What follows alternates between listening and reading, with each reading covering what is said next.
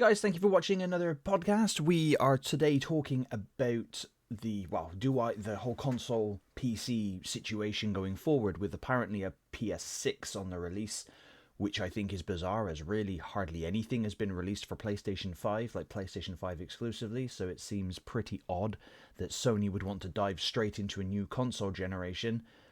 I think it's a bit bizarre, if you ask me. I think they need to actually apply more games to PlayStation 5. But obviously, I think that's just more rumoured than it is official. But I wouldn't put it past Sony to start bringing out the PlayStation 6 anytime soon. Of course, we've got the Switch 2 on the horizon, but that's sort of more fine because that's a portable console as well as a home console anyway. So I'd say the Switch 2 would be worth getting at some point. It's very expensive. Obviously, I've made a previous podcast discussing that in its entirety, so I'm not going to go over it again, but it's very expensive. I don't think there's another Xbox on the horizon. I think if Xbox and PlayStation were to bring out their own portable consoles, they'd be worth a look. But in terms of home consoles, if you ask, if friends were to ask me personally what I think, I'd say get a PC, because Xbox games come to PC, and now pretty much every PS5 game has come to PC, and some PS4 games. Not Bloodborne, but we do have other ones.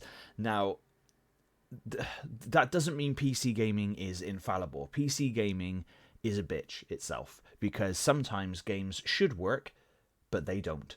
And you could have a game work for you forever and a day, but then just one day in particular, it won't launch. That used to happen quite a lot back in the day, but things can just happen with PC gaming because your controller could start messing up the system. Anything can happen. It's really bizarre. Your anti-virus software can just decide not to launch a game because it thinks it's a virus, even though it's not. So you got to fiddle about with that crap. There is just a lot of bullshit that happens. Not all the time, but it does happen, and it can be a real pain in the dick. However, what PC does offer you is a lot more flexibility in what you play, as you don't have to pay for online. Of course, you have to pay for an internet provider, does everybody, but besides that, it's all free online. You obviously have access to Steam and GOG, which have really good backwards compatibility with a lot of games. Now, of course, the other double-edged sword with PC gaming is, although you can play a lot of older games don't run on modern consoles. On modern PCs. So it's a bit of a pain in the dick that way. But, I mean, it goes the same. A lot of older games don't run on modern consoles, so I suppose it's the same everywhere. But what you do have with PC is the very easy way to emulate. Of course, I can't tell you how or why, but I can just say that you can do that. So older games that are no longer being sold, which in my opinion, I don't see any problem with people emulating. The studios have already made their money. The publishers and developers have already made their money on the games. They're no longer selling them to people now. So what's wrong with people trying to play the product they created 25, 30, 40 years ago? I think there's absolutely nothing wrong with that personally. But you have that on the go. But again, like I said, sometimes it's personal preference. There are a lot of people that have PCs and have consoles at the same time, but they play pretty much exclusively on their consoles. And there's absolutely nothing wrong with owning all of them. I do, and my PlayStation 5 is actually right here, and it's mostly just used as a 4K Blu-ray player for the most part. I do play games on it. I do have a lot of games on there that have obviously accumulated on PS4 and on PS5 over the years, but I just kind of stick to PC when I'm gaming for the most part because of the Steam Deck. I know the PlayStation has a PlayStation Portal, which I have humongous buyer's remorse over. Unless you are a super PS5 fanboy, and if you don't have a PS5 the Max Plus account, so you're paying like a stupid amount a year for it.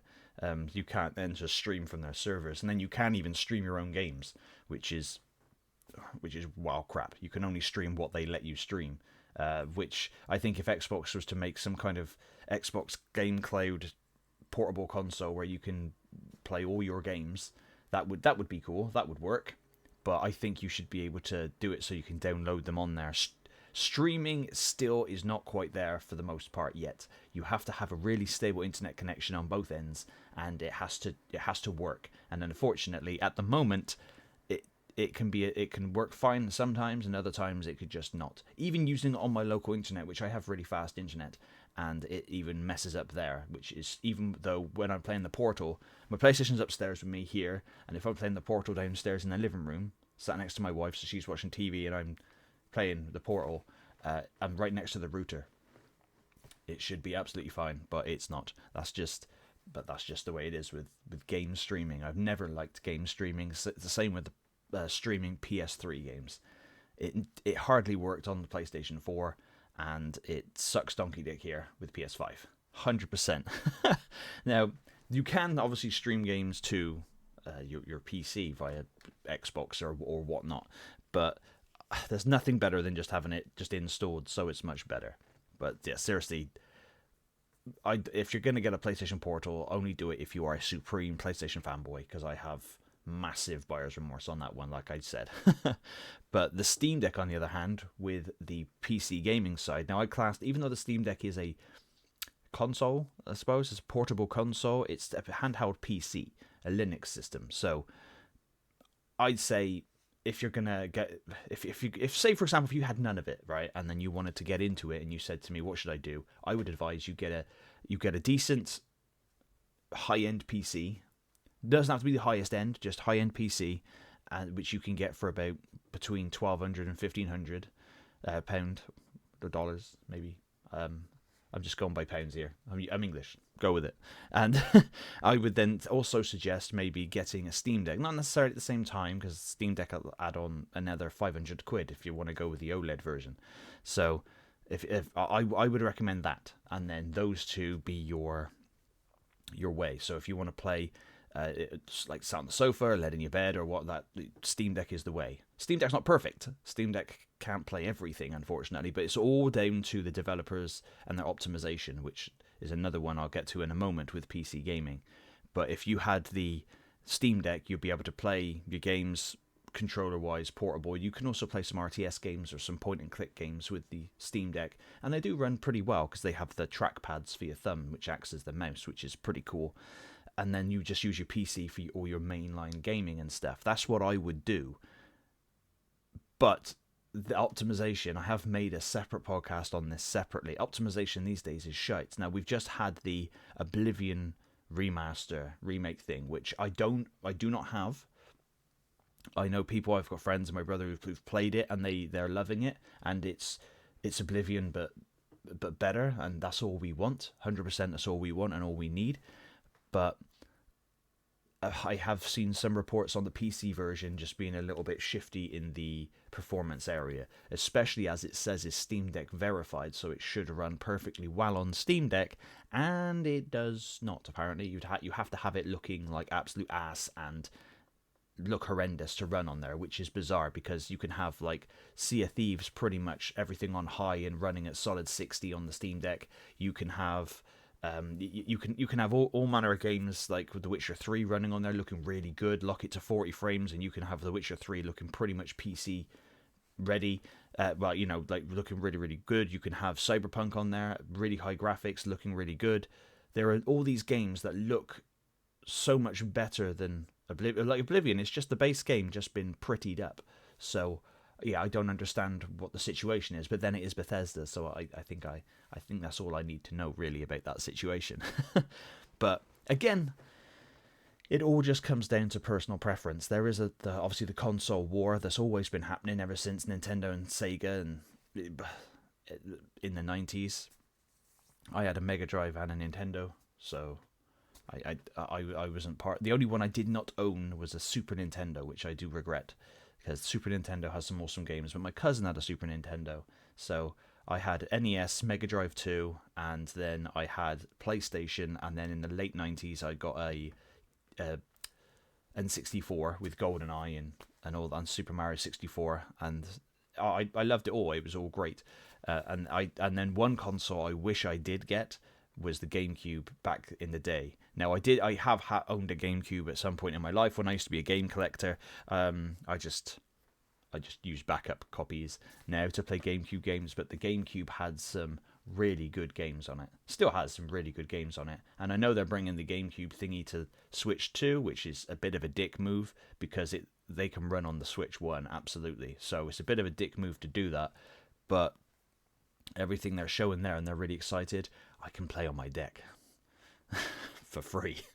So yeah, to just bear that one in mind, that you can do some things like that. But it's all, no, I'm not, obviously with this video, I'm just waffling on here, trying to, just trying to get my point across with the whole situation. It's personal preference, but objectively, you can do more with PC. You can play more. It will cost you less in the long run, and well, PCs also double up as being things that you can use systems on for writing, the internet, movies, etc. And I know you can do that on consoles, but it's not as good as with PC and with mouse and keyboard. It's 100% not as good having to use the controller. I can use the controller, and a lot of other people can, of course, but with PC you can really munch through really fast with the internet without having to use the controller to go to all the individual letters.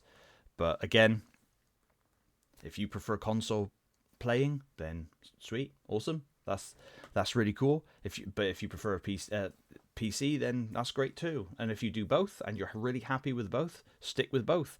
But I think going forward, I'm not going to buy another console. The only one I will is Switch 2, and that's not at launch. I will get a Switch 2 one day, but when it's got a few games out for it, not just Switch games that they're charging extra money for.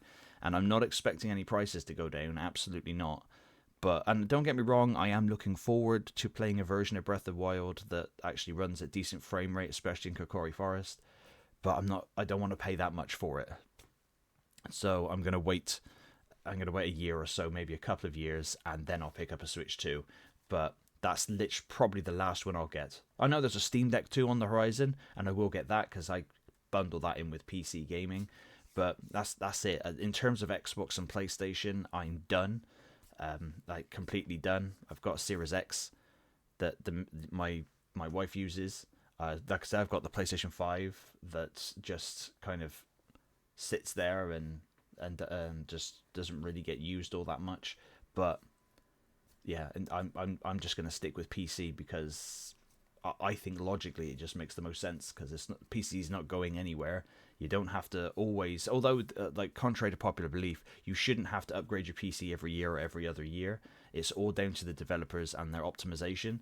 But and it's more often than not cheaper to just buy another pre-built PC, unless you are a real techno whiz and you know how to put all the computer components together.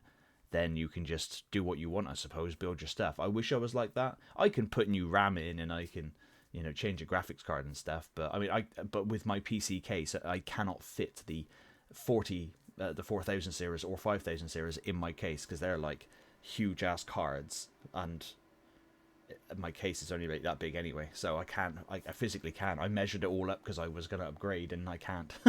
So when I do upgrade, I'll just get a new pre-bought PC, because I've still got the RTX 3060. It's a 12GB card.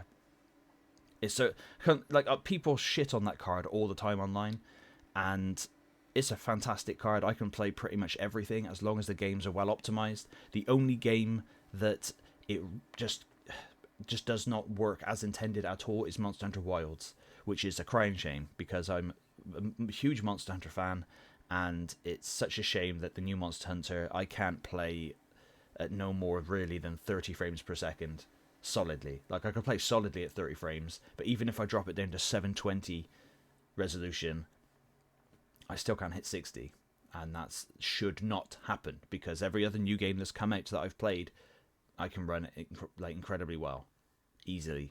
But it just sucks donkey dick that that they just can't get it to run. But that's Capcom in a nutshell. But let me know in the comments down below what you think of PC gaming or console gaming. What is your preference? What have you always been? Are you thinking of, like, you don't want to shell out all the money anymore for the consoles, you just want to get yourself a nice decent PC and stick with that for years to come and just play everything that Xbox gives you and pretty much everything that PlayStation gives you, and through the back door what Nintendo gives you if you want to. I'm not saying do that, of course. Nintendo will come for me, but you can. I'm just saying you could, but I'm not saying do it. But obviously, you could do it. But thank you very much for watching, and like I said, let me know in the comments, because it's always a good conversation. I'm not trying to start a war here. It's all personal preference, and like I said, I've had consoles all my life, I've played PC games all my life, so it's literally each to their own. But again, thank you very much for watching. One more time.